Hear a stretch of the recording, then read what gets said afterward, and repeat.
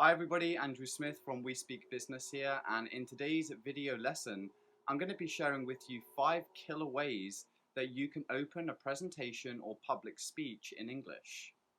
Now, the reason why I did this video lesson is because I watch and listen to a lot of different presentations each and every single week. And something that I've noticed is that a lot of students tend to open their presentations in exactly the same way. And over time, this can be very boring and very repetitive.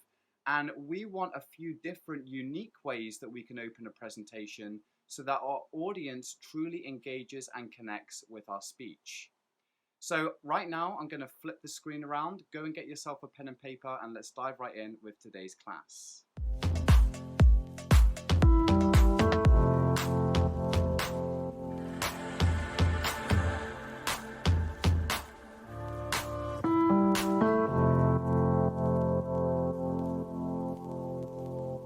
In this lesson, I'm going to share with you 5 really effective ways to open a presentation.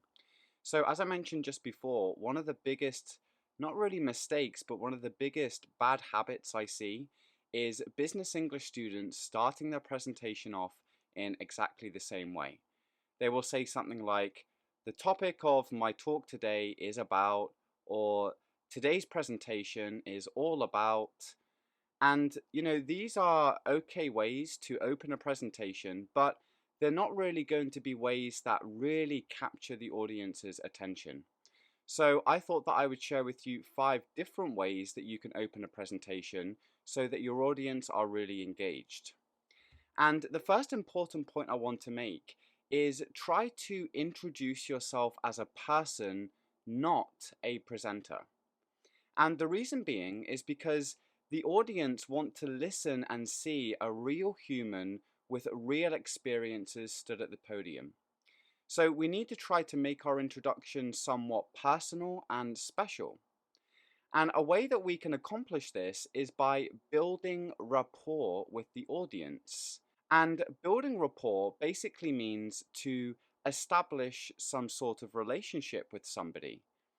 And some common ways to build rapport are by telling the audience how you and they are similar, or how you have had an experience that they have probably had themselves.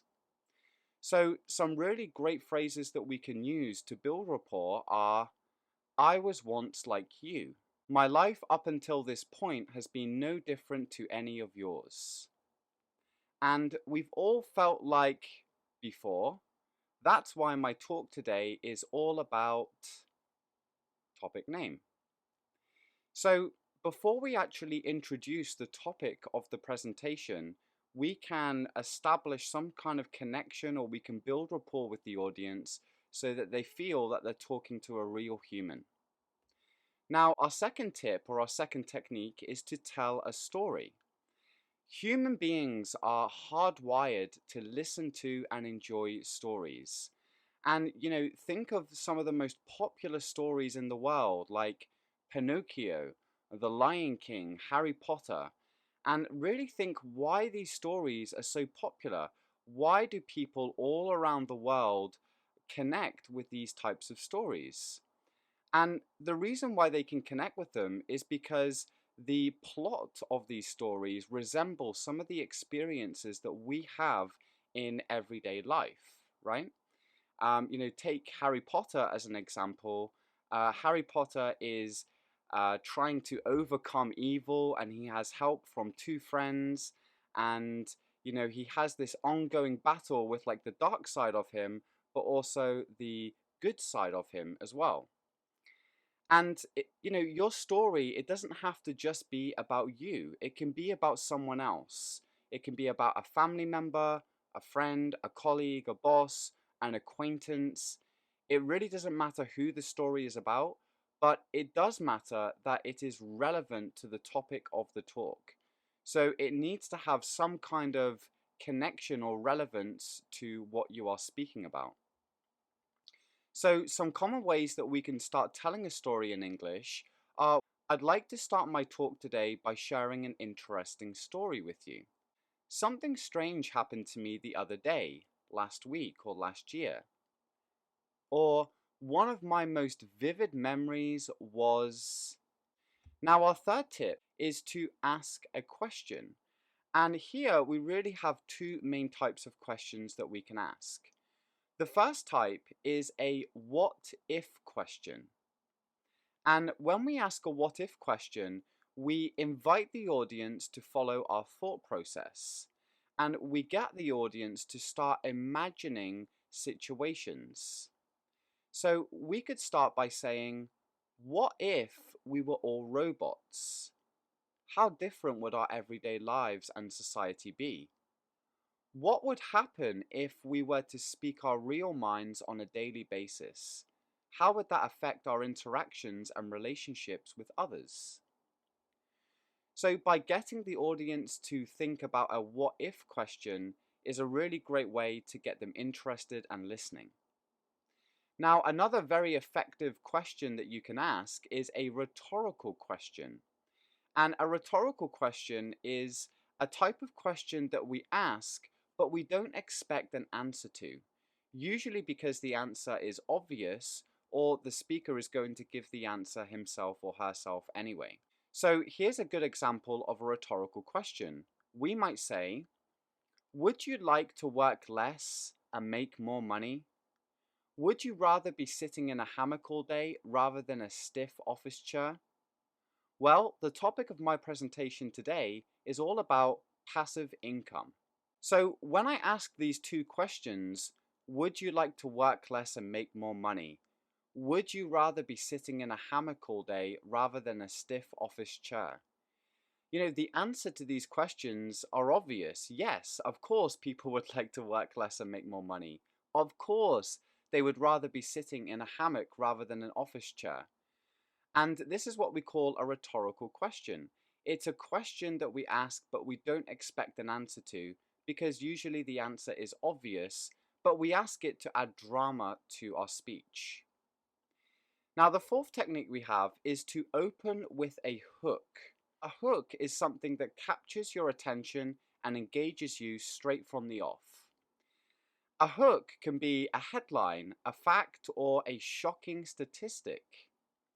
So the next time you go to prepare for a presentation, think about the information or data that is relevant to your talk and how it can be used to introduce the topic of your presentation, and consider different ways to present it as your opening. So some examples of how to open with a hook are as follows. We could say, did you know that the strongest muscle in your body is your tongue? Or, has anyone ever noticed that the Mona Lisa has no eyebrows? Or we could also say, most people believe that the colder something is, the quicker it will freeze. However, hot water will actually turn into ice quicker than cold water. Now, our fifth and final technique to open a presentation or speech in English is to use a powerful quote. And when we use a powerful quote, it's a really great way to summarize a complex or big idea, making it more interesting and enticing for your audience. And someone once said, employ the wise words of a well-known person because the name allows you to tap into his or her credibility, likability, and notoriety. So, as an example, imagine you are presenting on the topic of motivation. Perhaps motivation is the subject of your speech. And, when we think of motivation, for me, I always think of very successful business people like Mark Zuckerberg or Jeff Bezos or Elon Musk. So I could use one of their quotes to introduce the topic of my talk. I could start by saying, Elon Musk once said, if something is important enough, you will do it even if the odds are not in your favor. The topic of my presentation today is all about motivation. So, starting your presentation off with a powerful quote by a person who is well known will allow you to tap into their credibility and likability. When people listen, they will think, Well, of course that's true because that person said it. So, those are my 5 killer ways to open or start a presentation or a public speech in English. We can use a powerful quote, open with a hook, ask a question, tell a story, and of course, introduce ourselves as a person and not a presenter. If you have to deliver presentations on a regular basis or even just occasionally, then I would like to invite you to join our exclusive speaking program, We Speak Business Unlimited. This program gives you speaking practice 7 days a week with professional native speaking teachers who are going to be teaching you new, more effective, and more natural ways to express yourself in English at work.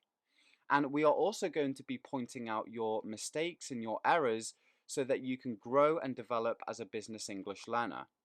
We have classes every single day, 7 days a week, regardless of if it's a holiday or some kind of special event.